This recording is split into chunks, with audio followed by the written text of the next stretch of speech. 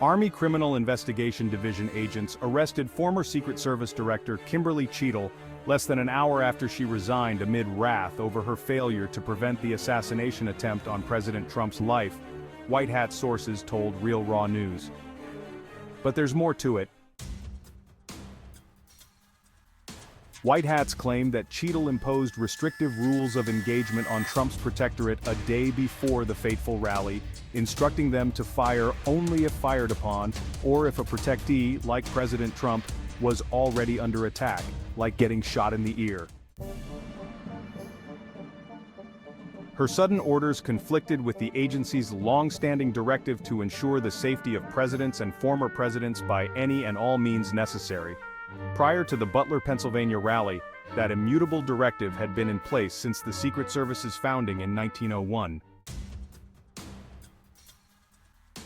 Although heated debates have arisen over whether law enforcement observed Thomas Crooks, the alleged shooter, prior to him opening fire, rally-goers and law enforcement on scene admitted to seeing him entering the security perimeter with a rangefinder. Oddly, at least one Secret Service agent didn't think it suspicious enough to detain him. But whether Crooks was indeed the actual gunman or worked alone is beyond the scope of this article. What's essential is that Cheatle twisted protocol and endangered President Trump, engendering suspicion from Secret Service agents who still recognize Trump as the legitimate POTUS. Our source said White Hats learned of Cheatle's new orders through interviews with 3 Secret Service agents at the Pennsylvania campaign rally. Their depositions reportedly included phrases such as, "told to hold fire," "we were told Trump's a traitor and try negotiations instead of shooting."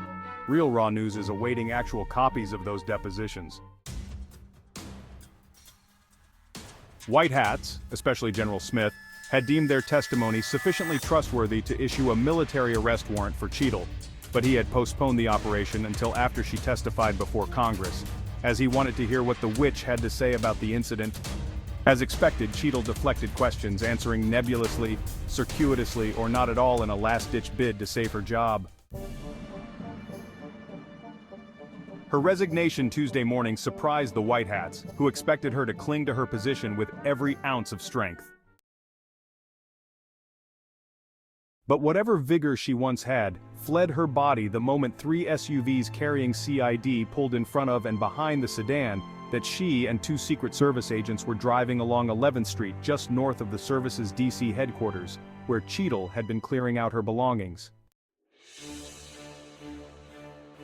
The Secret Service agents immediately exited the vehicle, dropped their sidearms, and said they wanted no part in whatever might happen to Cheatle. "She's all yours," they told CID. "We're not involved in this mess." Since CID had no evidence against those specific agents, they released them unmolested before shoving a weeping Cheatle into the rear seat of an SUV. Our source said White Hats have enough evidence to detain Cheatle indefinitely, but will strengthen their case before chaperoning her to Gitmo to stand trial. Still a lot of unanswered questions, our source said. This story is still developing from the desk of Real Raw News and its credible sources. The future paralegals of America, bringing you the facts fast.